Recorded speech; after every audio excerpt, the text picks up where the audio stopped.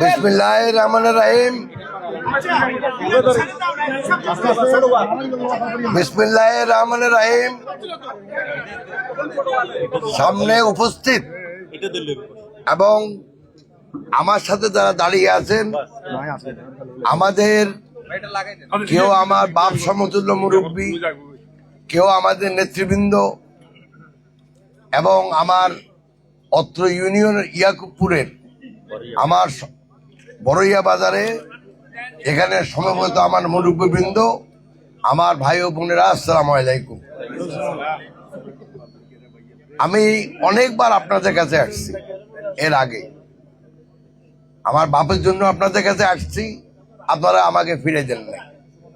আমার ভাইদের জন্য আসছি, এই ইয়াকুবপুর ইউনিয়ন আমাকে ফিরাই দেয় নাই। আমি নিজে কখনো নির্বাচন আগে করি নাই।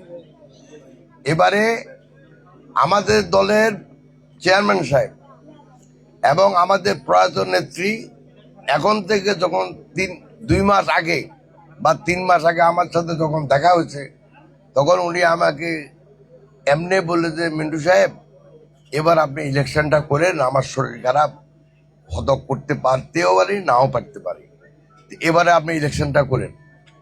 এটা আমাকে 2018 সনে বলছিল, কিন্তু পরবর্তীকালে আবার আমি দলের নির্দেশে আমি অন্য কাজ করছি, কিন্তু আমি নিজে নির্বাচন করিনি। তাছাড়া আমার নিজের বয়সও এখন 79 বছরে পড়ছি। তা আল্লাহ আমাকে শরীর স্বাস্থ্য ভালোই রাখছে। আমি প্রথমবারের মতো নিজেই এখন আপনাদের কাছে আবার ভোট চাইতে আসছি। অনেকে বিরক্ত হইতে পারেন, একবার বাপ, একবার ভাই, একবার নিজে,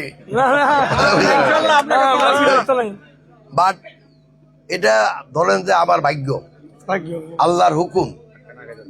অতএব আমি আল্লাহর অনুগ্রহে এবং আপনাদের মতো মায় মুরব্বী যারা আছেন তাদের দোয়ায় আল্লাহ আমাকে এ পর্যন্ত আনছে।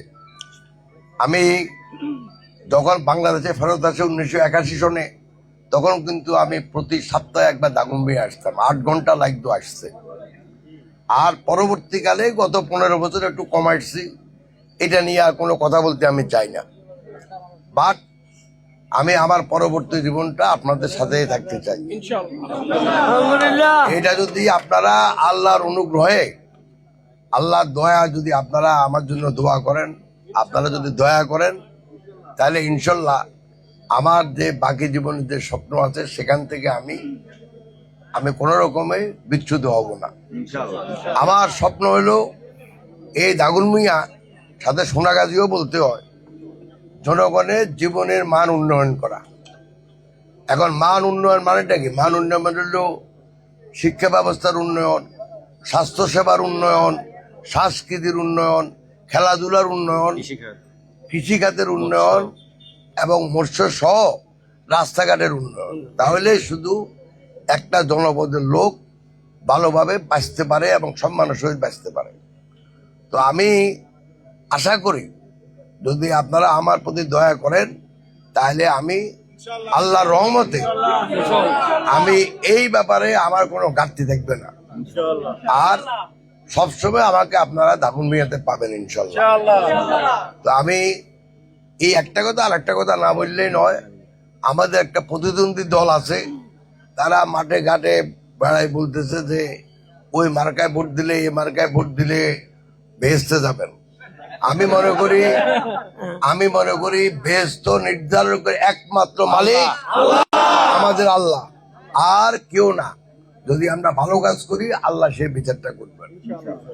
আর 2 নম্বর হইলো, অনেকেই বাড়িতে বাড়িতে যাই আবার বলে ওই বিকাশ নাম্বার দেন, এটা দেন, আইডি নাম্বার দেন। আপনাদের প্রতি অনুরোধ থাকবে, যদি এই ধরনের কোনো ঘটনা শুনেন, গত পরশু ঢাকাতে যেরকম প্রতিরোধ করা হয়েছে, যেন আমরা প্রতিরোধ করেন। আর আমার কিছু বলার নাই, শুধু আপনি আজকে প্রচারণার প্রথম দিন আপনাদের কাছে আসছি, শুধু আপনাদের দয়া এবং আমাকে একটা সুযোগ দেওয়া, এই ছাড়া আমার আর কিছু বলার নাই। আপনাদের সবার প্রতি আমি কৃতজ্ঞ। আপনারা দীর্ঘক্ষণ এখানে কষ্ট করে বসে আছেন। ইনশাল্লাহ আমি আবার ফেরত আসবো কয়েকদিনের ভিতর। আসসালামু আলাইকুম। সবাই হাত তুলে একটু ধন্যবাদ দেন। তালি হবে, তালি হবে।